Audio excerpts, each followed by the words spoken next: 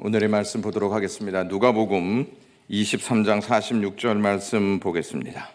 제가 가진 성경으로 신약성경 136쪽이 되겠습니다. 예수께서 큰 소리로 불러 이르시되 아버지 내 영혼을 아버지 손에 부탁하나이다 하고 이 말씀을 하신 후 숨지시니라. 아멘. 여러분들은 이 코로나 시대에 우리의 삶 속에서 누구를 찾고 계십니까? 누구를 찾는지를 보면 그가 누구인지를 알 수 있고 누구를 의지하는지를 깨달을 수가 있습니다. 하나님을 아버지로 믿고 신뢰하는 자는 반드시 아버지를 찾습니다. 그리고 자신의 모든 것을 다 아버지께 맡깁니다.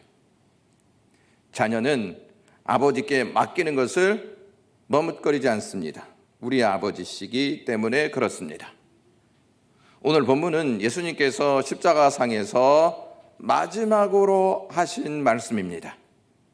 그 마지막은 큰 소리로 아버지여 내 영혼을 아버지 손에 부탁하나이다 라고 하신 말씀입니다. 이는 주님의 영혼이라고 하는 귀중한 보물을 하나님 아버지께 의탁하는 행위입니다. 이 말씀을 끝으로 예수님은 운명하십니다. 예수님이 아버지의 손에 의탁합니다. 아버지 손에 나를 맡깁니다 하는 것은 그의 영혼을 하나님 앞에 맡기고 있는 주님의 모습을 보게 됩니다. 성경은 인간을 세 부분으로 나누어서 우리에게 이야기합니다. 우리의 영이 있고 혼이 있고 육이 있다 이렇게 말합니다. 이것이 사람을 형성하는 역사입니다. 혼과 영이 어떤 점에서 다른지 잘 이해하기가 쉽지는 않더라도 영과 혼은 분명히 다르다 하는 점 아실 필요가 있습니다. 여기에서 영이라고 하는 개념은 하나님과의 관계되어지는 인간 내면적인 정신을 의미합니다. 하나님과 관계되어진 인간 내면의 정신이다. 이렇게 이해하시면 될 것 같습니다.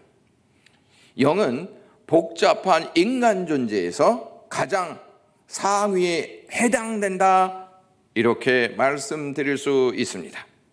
여러분, 인간과 짐승을 구분하는 것이 있다면, 하나님과 인간을 이어주는 것이 있다면 그것은 영입니다. 짐승에게는 영이 없습니다. 우리가 가지고 있는 이 영이 하나님과의 관계를 이어주는 역사야다 하는 것이죠. 그래서 그 어떠한 것보다 사람에게 있어서 영은 귀중한 보물이다 이렇게 말씀드릴 수가 있습니다. 영은 하나님께서 우리 안에 지으신 것입니다. 하나님이 지으셔서 우리가 되게 하시고 육신 안에 거하면서 하나님의 뜻을 향하여 갈 수 있는 역사다 하는 것이죠. 하나님은 모든 육체의 생명의 하나님이시다 이렇게 성경은 말합니다. 생명을 주시고 영을 주시고 육체를 주셔서 이 땅에서 삶을 살아가게 하십니다. 죽음이라고 하는 것은 육신과 영이 분리된다 이러한 뜻을 가지고 있습니다. 죽을 때 육신은 흙으로 영은 하나님께로 가는 것입니다. 예수님께서 아버지의 손에 나를 부탁합니다 이렇게 맡기시는 것은 믿음의 행위입니다. 하나님을 아버지로 믿지 않으면 결코 맡기지 않습니다. 부탁하나이다 이것은 모든 백성에게 선례가 되도록 예정하신 복된 행동입니다. 자, 예수님이 지금 십자가에서 운명에 가까운 시간을 맞이하지 않습니까? 이러면서 누구를 찾냐면 하나님을 찾는 거예요. 하나님 내 영혼을 부탁하나이다. 선례를 남기는 거예요. 그 어떠한 상황에서도 죽음이 이른다 할지라도 예수님처럼 내 영혼을 하나님께 부탁하나이다 이러한 고백 속에서 죽음을 맞이할 수 있도록 예수님께서 선례를 남기셨습니다. 이것은 예정된 것이고 복된 행동임을 우리가 받아들일 수 있어야 합니다. 주님의 마지막 행동에서 우리가 주목해야 할 내용이 있습니다.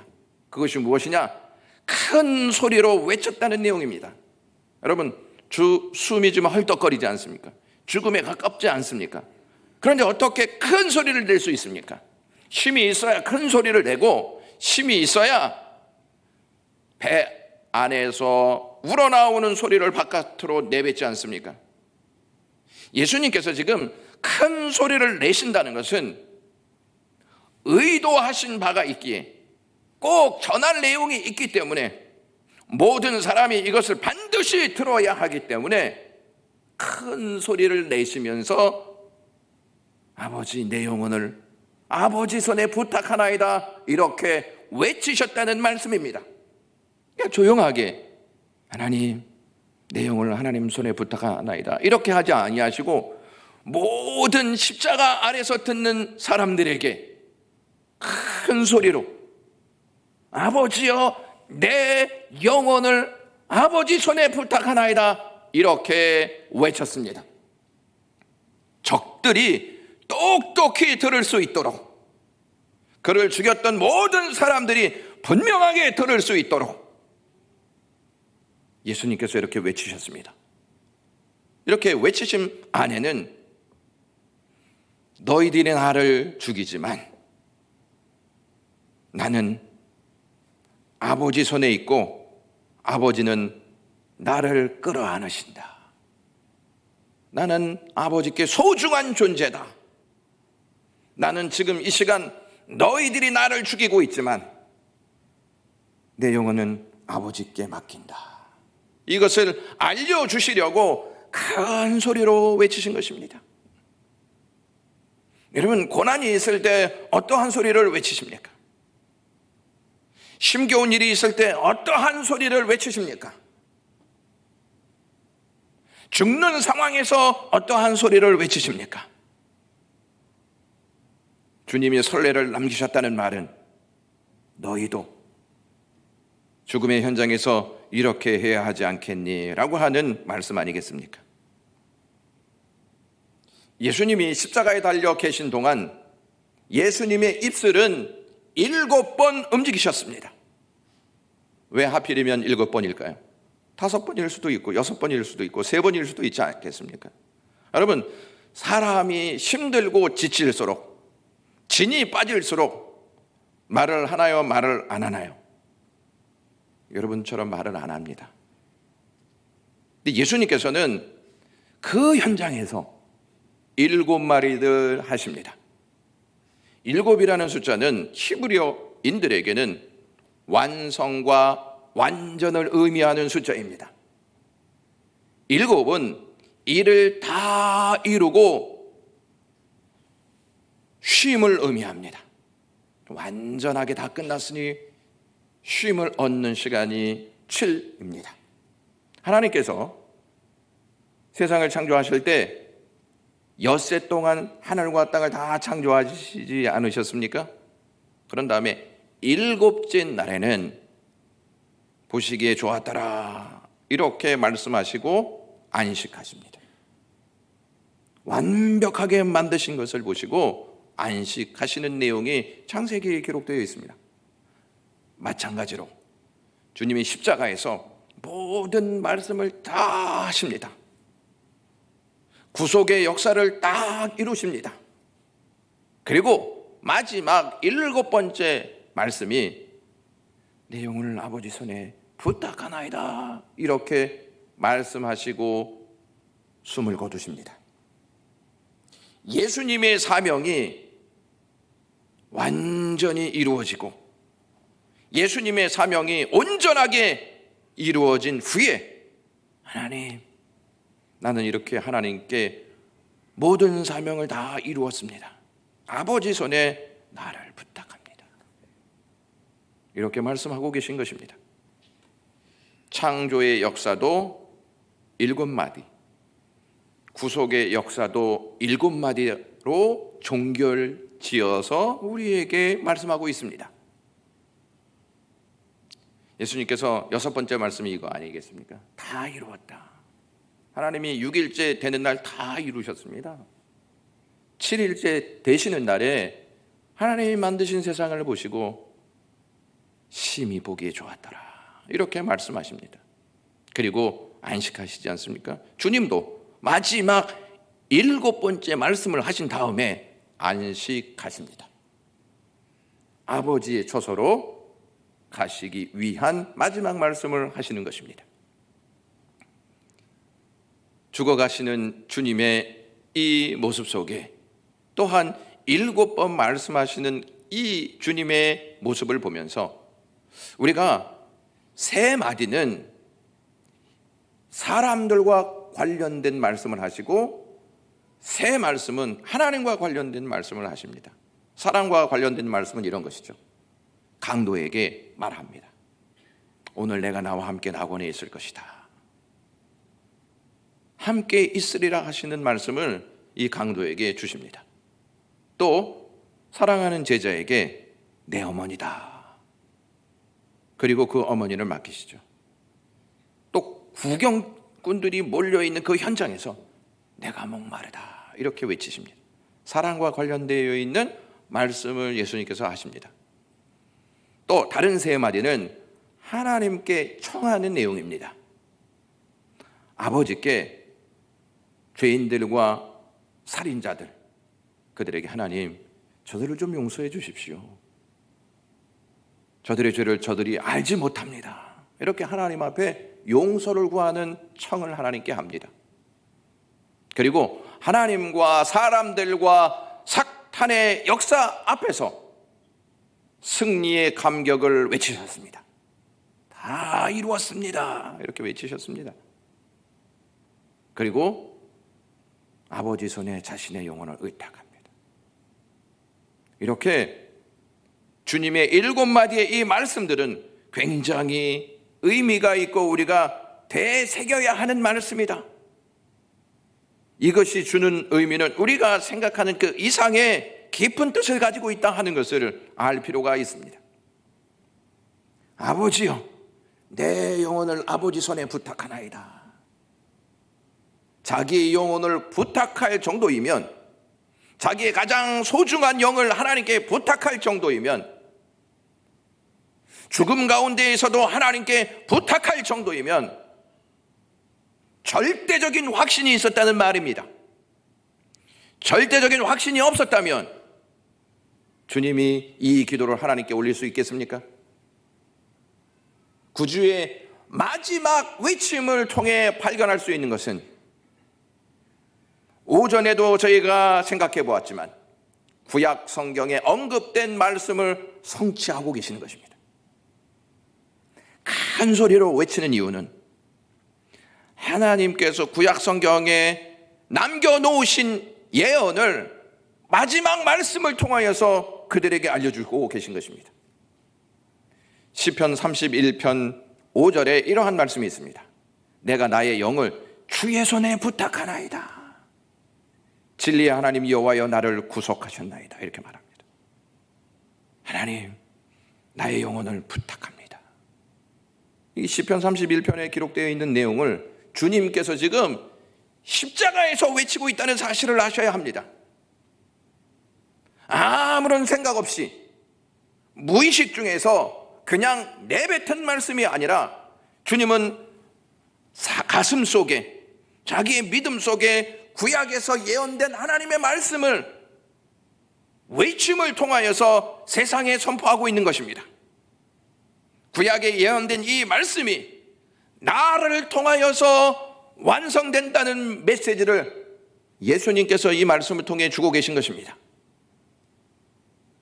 그러니까 예수님은 아버지께 자신을 맡기지 않았습니까? 아버지께 자신을 맡기는 사람들의 특징이 있어요. 뭐냐? 말씀 앞에 자기를 맡깁니다. 그래서 말씀을 듣고 그 말씀을 따라가는 것이죠. 말씀이 이루어지는 것을 보고 기뻐하는 것이죠. 말씀 앞에 자신을 맡기고 있다는 사실을 아실 필요가 있습니다. 여러분들은 무엇에 여러분들의 인생을 맡기십니까? 무엇으로 여러분들의 인생을 계획하고 전진하고 계십니까? 하나님의 말씀은 그냥 듣는 것으로만 여기십니까? 하나님께서 우리에게 말씀을 주신 이유는 맡기라고 주신 것입니다. 그리고 순종하도록 하시기 위해서 말씀을 주고 계시는 것입니다. 순종하기 위해서 말씀을 듣는 것이고, 내 삶을 맡길 수 있도록 말씀을 들어야 한다 하는 것입니다. 예수님의 사역과 삶을 한번 보시면요, 다 말씀에 따라서 말씀을 적용시키셨습니다. 그 이유는 구약 성경에 있는 예언의 말씀이 예수님을 통하여서 이 세상 가운데 성취되도록 하시기 위해서 그러한 삶을 사셨습니다. 예수님은요, 충분히 쉽고 편한 삶을 사실 수 있었습니다. 그러나 주님은 하나님의 말씀이 고난의 길을 가라 하셨기 때문에 쉽고 편한 길이 아니라 고난의 길을 택하셔서 그 길을 가셨습니다. 예수님 능력 있으시다는 것 잘 아시지 않습니까? 그 능력만 있어도 세상에서 편히 사실 수가 있습니다. 쉽게 사실 수가 있습니다. 그런데 그러한 것을 다 내려놓으시고 하나님께서 주신 말씀의 길을 선택하셨습니다. 여러분, 우리가 이 세상을 살 때에 말씀을 적용시키면서 사는 삶이 쉽습니까? 어렵습니까? 목사님, 그렇게 굳이 말씀하시지 않아도 우리는 엄청 힘듭니다. 말씀으로 살아간다는 게 너무 힘들지 않습니까? 그럼에도 불구하고 우리가 힘든 삶을 선택해야 하는 이유는 말씀이 그 길을 제시하기 때문에 그렇습니다. 우리는 쉽고 편한 길을 가기 위해서 하나님을 섬기는 게 아닙니다. 하나님의 뜻, 하나님이 말씀하신 그 길을 가라고 하나님이 우리를 선택하셨습니다. 하나님의 나라의 삶은 무엇이냐면 고난이 없는 게 아니고 고난이 있음에도 불구하고 내가 그 길을 선택해서 가는 것입니다. 고난 속에서 하나님의 뜻을 이루면서 하나님 고맙습니다. 내가 하나님의 말씀을 선택하면서 살아갈 수 있는 은혜 주셔서 감사합니다. 이렇게 믿고 고백하는 것이 하나님 나라의 삶입니다.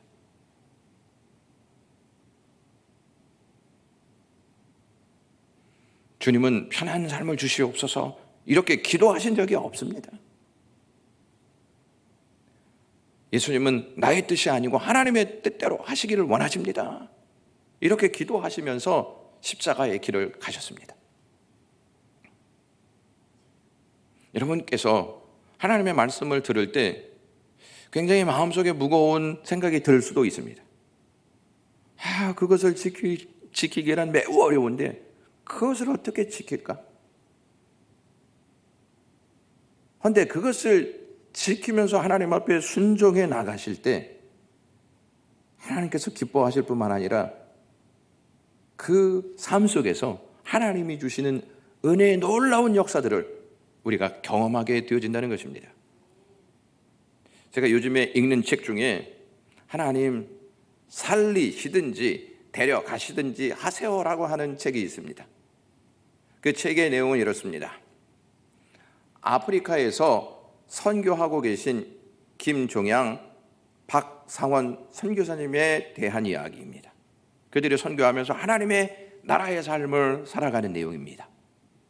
두 분은 원래 예수님을 믿지 아니한 가정에서 태어났습니다. 아프리카 가기 전까지도 그들은 하나님을 믿지 않았습니다.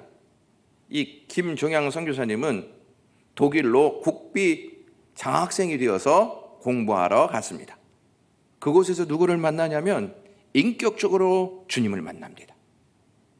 얼마나 큰 기쁨을 얻었는지 모릅니다. 그래서 한국에 있는 자기 아내한테 복음을 편지로 전하기 시작합니다. 그때까지 이 아내도 주님을 믿지 않았어요. 이러한 그가 하나님께로부터 선교의 사명을 받고 아프리카로 딱 건너갑니다. 혼자 아프리카로 건너가서 선교의 사역을 펼치기 시작합니다. 그리고 이제 먼저 아프리카에 가셨기 때문에 이 사모님을 부릅니다. 이 사모님은 예수님을 믿지 않았던 상태라고 제가 말씀드렸습니다.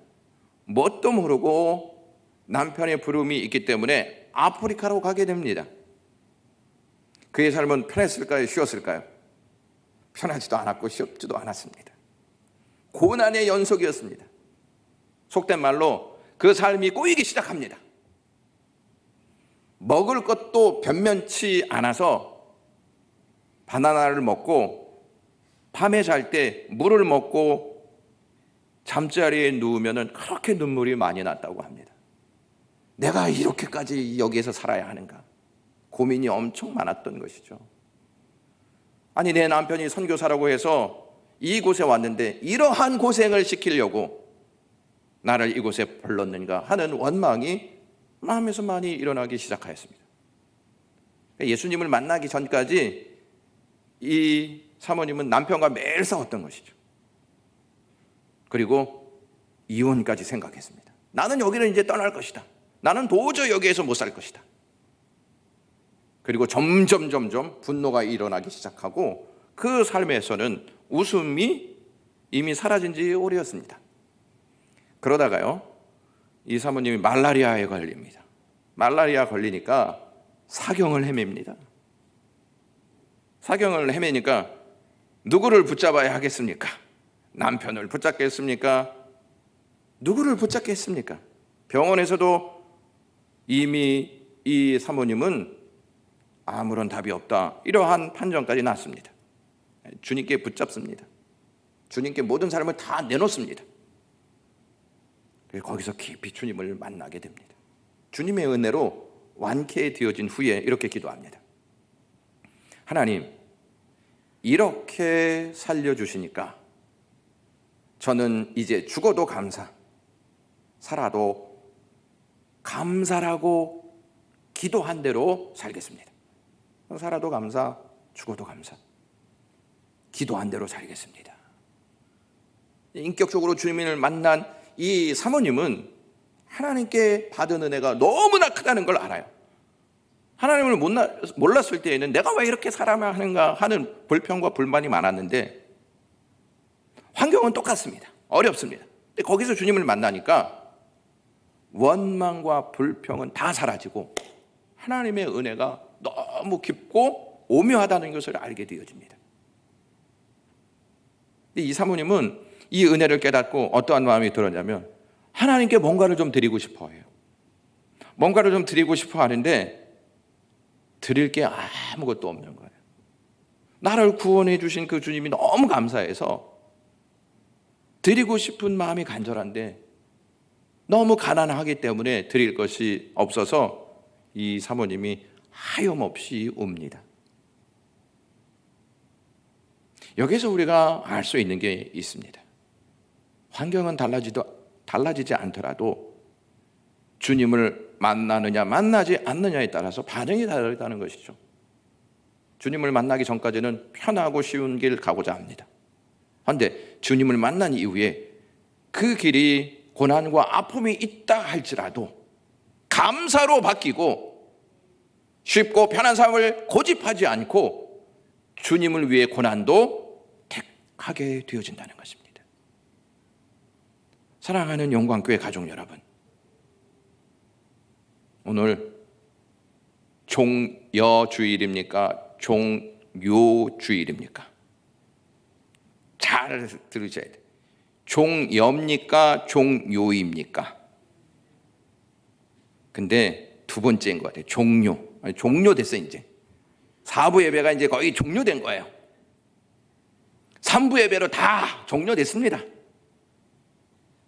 4부 예배는 좀 여유 있는 분들만 나오셔서 예배하는 것이고 3부 예배가 종료된 것이죠. 그래서 저는 여기 딱 자리에 앉았을 때 많은 좌석이 비어서 오늘 종려주일이니까 예수님이 예루살렘 성으로 입성한 날 아니겠습니까?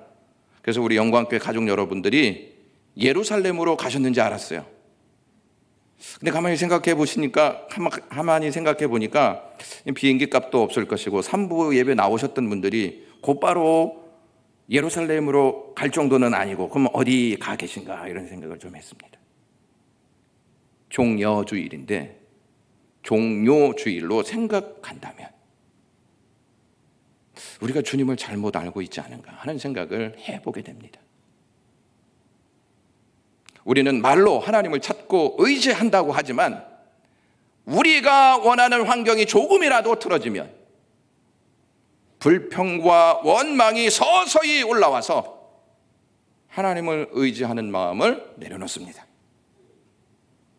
하나님께 맡긴다고 말하면서도 시간이 늦어지고 다른 변수가 생기면 얼른 마음을 바꾸고 다른 것을 의지하려고 하는 마음이 굳세게 세워집니다. 주님은 자신의 뜻이 아닌 아버지의 뜻에 자기의 모든 삶을 다 맡겼습니다. 생명까지 맡겼죠. 죽는 상황에서도 주님이 하나님을 신뢰할 수 있었던 것은 어디에서 나온 것일까요? 하나님이 자신의 아버지이심을 믿었기 때문입니다. 하나님이 자신의 아버지를 믿었기 때문에 주님은 자기의 영혼을 하나님께 맡기고 있는 것입니다.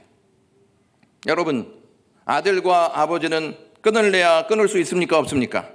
끊을 수 없는 것이죠. 어떠한 상황에서도 아버지와 아들은 끊을래야 끊을 수 없습니다. 끊을래야 끊을 수 없다는 생각을 하면 맡기는 수밖에 무엇이 있겠습니까? 여러분, 우리가 여기서 깊은 은혜를 발견하실 것이 있는데 그것이 무엇이냐면 우리의 상황이 틀어지고 우리의 삶 속에 변수가 일어나도 우리가 죽는 상황에 놓인다 할지라도 하나님은 여전히 나의 아버지시라는 사실입니다. 그 무엇도 우리를 끊을 수 없다는 점을 예수님의 고백을 통하여서 믿고 확신해야 할 것입니다.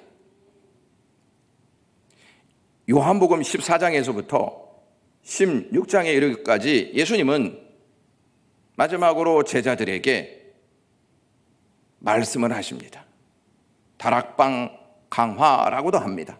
여기에서 아버지라는 단어를요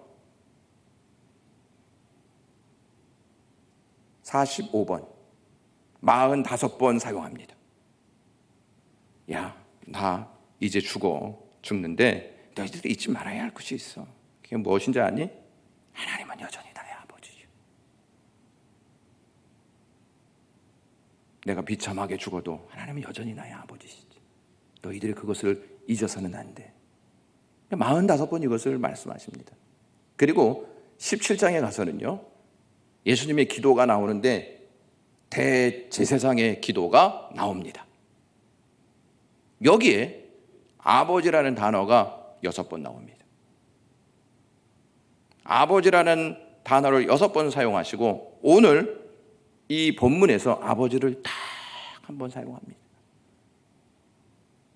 사랑하는 영광의 가족 여러분, 우리는요 상황이 변해도 언제나 변하지 않는 아버지를 찾을 수 있는 은혜가 있습니다. 그래서 저와 여러분들은 복된 존재인 것입니다. 하나님을 아버지로 섬기는 자는 아버지에 대한 자부심이 있습니다. 아버지에 대한 경외심이 있죠. 아버지에 대한 신뢰감이 있습니다. 아버지에 대한 우월감을 가지고 아버지를 앞세웁니다. 우리에게는 이러한 아버지가 있다. 우리에게는 이러한 아버지가 있어서 고난이 와도 우리는 능히 이길 수 있다 하는 마음을 갖는 것입니다. 하나님은 그리스도를 사랑하신 것처럼 우리를 사랑하십니다. 왠지 아십니까? 하나님이 우리 아버지가 되시기 때문입니다. 그래서 저와 여러분들은 고아가 아닙니다. 하나님이 우리의 아버지가 되시는데 왜 우리가 고아처럼 살 수 있겠습니까? 여러분, 고아는 자기가 고아라는 거 알기 때문에 아버지를 찾습니까? 안 찾습니까? 안 찾습니다. 영적인 고아들은요, 절대 아버지를 안 찾습니다. 다시 한번 말씀드립니다. 영적인 고아들은 아버지를 절대로 찾지 않습니다. 얼마나 불행합니까? 아버지는요, 찾으라고 있는 것입니다. 예수님이 이제 곧 운명하실 것을 아시고 아버지 손에 자신을 맡기십니다. 예수님께서 대제사장들이 보낸 군병들이 있지 않습니까? 이 군병들의 손에 잡히게 됩니다. 군병들의 손에 잡히게 되어집니다.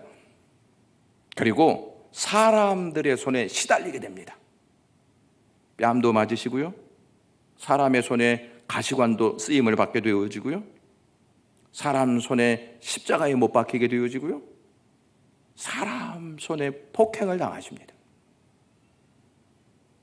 이렇게 당하신 것이 예수님이 미리 말씀하신 내용으로 그것을 알 수가 있습니다. 마태복음 17장 22절에서 23절에 인자가 장차 누구의 손에?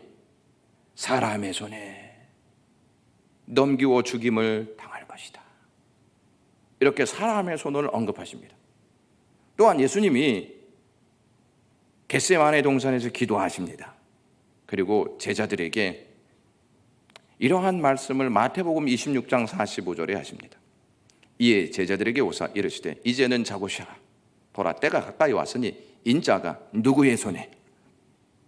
죄인의 손에 팔리느니라. 사람의 손에 넘겨지고요, 죄인의 손에 팔리는 역사라 주님이 다 말씀하십니다. 주님께서 이러한 말씀을 해 주시고 있고 이 말씀을 통해서 당신이 어떻게 될 것인지 알려주십니다. 미리 말씀하셨다는 것은 아셨다는 뜻일까요? 모르셨다는 뜻일까요? 아셨다는 뜻입니다. 그럼 아시면은 피하실 수 있지 않겠습니까? 분명히 이러한 고통이 있는데 이것을 그냥 고지고대로 가면 아픔을 다 당할 거 아니겠습니까? 아심에도 불구하고 주님은 이 길을 가십니다. 요한복음 18장 6절에 어떠한 내용이 있냐면요, 겟세마네 동산에 있을 때 유다가 대제사장들이 보낸 그 군병들과 함께 예수님을 잡으러 딱 옵니다. 예수님을 딱 보자 군병들이 땅에 다 엎드려 쓰러집니다. 그 권세 앞에, 그 권위 앞에 다 쓰러집니다. 그러면 예수님이 그냥 가운데 길로 딱 밖으로 나가시면 될 거 아니겠습니까? 근데 예수님은 그렇게 행하지 않습니다. 죄인들의 손에 넘긴 바 되어서 양이 도살자에게 잡혀 끌려가듯이 그렇게 끌려가십니다. 주님이 힘이 없으셔서 그런 게 아닙니다. 능력이 있음에도 불구하고 이것이 하나님 아버지의 뜻이기 때문에 피하지 않으시고 순종하셨던 것입니다. 이렇게 예수님은 하나님의 뜻에 당신을 맡기십니다. 그리고 하나님의 뜻대로 십자가까지 올라가서 죽임을 당합니다. 이제는 마지막으로 사람의 손이 아닌 하나님의 손을 언급하면서 하나님께 자신의 영혼을 부탁합니다. 우리에게 여기서 주시는 교훈이 무엇이냐면 사람의 손만 있는 것이 아니다. 죄인의 손만 있는 것이 아니다. 아버지의 손이 있다. 이것을 우리에게 알려주시는 것입니다. 우리의 눈에 보이지 않지만 하나님의 손이 우리에게 있음을 확신하시기를 주님의 이름으로 간절히 소망합니다.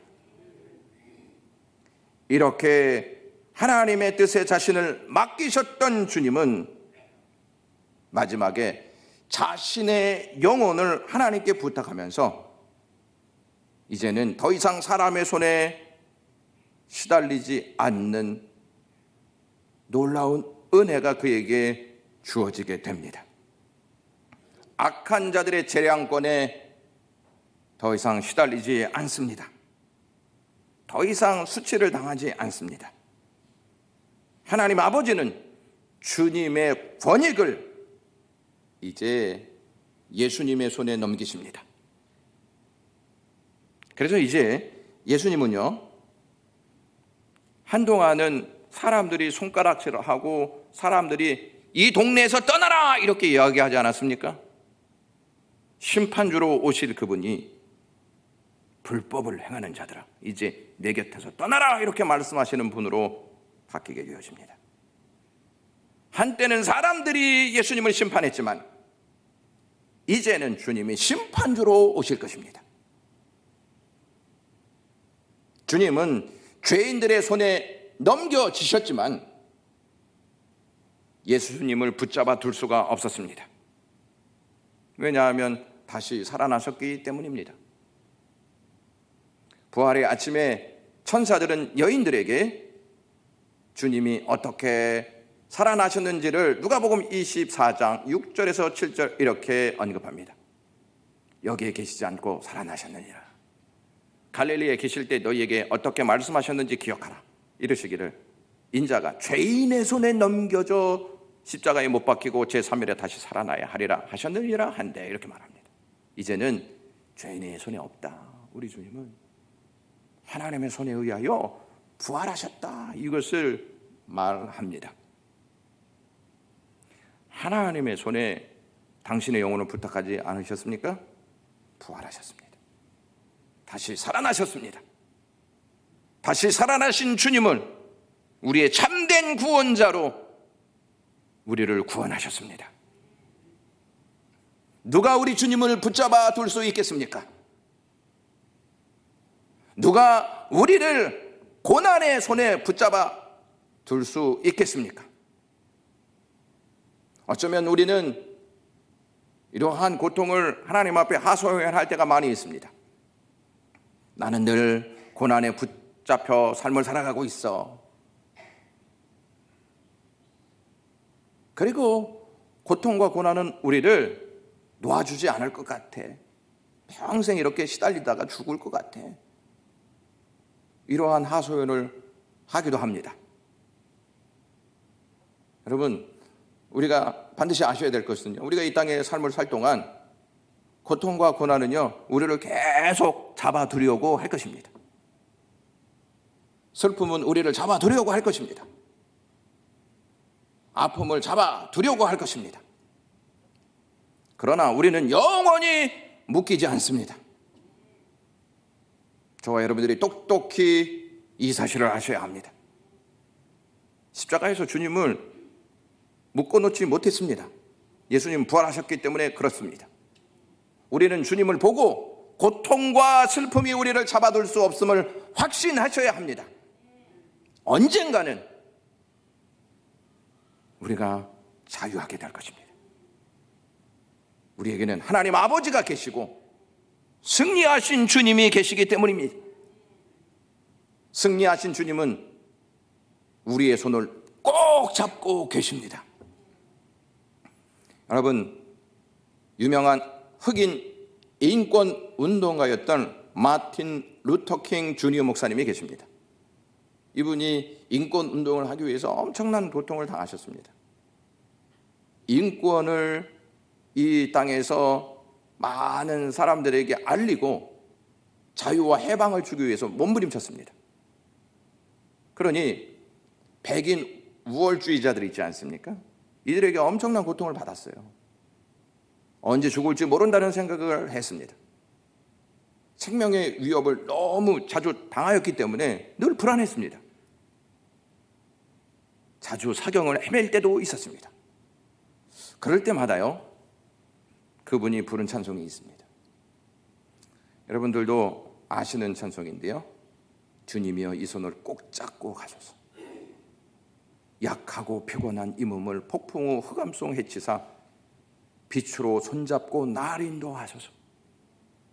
인생이 힘들고 고난이 겹칠 때 주님이여 날 도와주소서. 외치는 이 소리 귀를 기울이시사 손잡고 날 인도하소서. 마지막 순간까지 주님 내 손을 붙잡아 주옵소서. 이렇게 기도하면서 노래를 불렀다고 합니다. 우리의 삶은 하나님의 손에 있는 줄로 믿습니다. 그러므로 우리는 주님처럼 우리의 삶 전부를 하나님께 맡기는 믿음이 필요합니다. 사랑하는 영광의 가족 여러분, 가슴에서 여러분들을 쥐고 있는 아픔과 억울함이 있습니까? 가슴에서 터져 나올 것 같은 분노와 슬픔이 있습니까? 문득문득 가슴에서 복받쳐 올라오는 한이 있습니까? 가슴을 뚫고 나오는 외로움과 고독이 있습니까? 이해할 수 없는 상황으로 가슴에 무거운 짐들이 쌓여 있습니까? 이러한 것들로 인해 삶이 혼란스러우십니까? 십자가에서 우리 주님도 세상의 모든 질고와 아픔을 지고 올라가셔서 가슴으로, 육신으로, 영혼으로 다 이것을 경험하셨습니다. 그럼에도 불구하고 주님은 아버지의 손에 자신을 맡깁니다. 아버지의 손보다 더 큰 능력은 이 땅에 없습니다. 그래서 코리 템 부음여사가 이런 말을 했습니다. 아무리 커도 하나님의 능력으로 감당하지 못할 것이 없고, 아무리 작아도 하나님의 사랑이 미치지 못할 것이 없다, 이렇게 말하였습니다. 주님의 마지막 말씀이 죽어가는 그리스도인의 기도로 나타나야 합니다. 내 영혼을 부탁하나이다. 이것이 그리스도인들의 마지막 기도로 표현되어야 한다는 말씀입니다. 이 말씀을 믿는 사람의 영혼이 얼마나 큰 가치가 있는지 보여줍니다. 영혼이 정말 귀하지 않습니까? 그렇죠. 가장 귀한 영혼은 하나님께 맡길 때 가장 큰 은혜를 받게 되어집니다.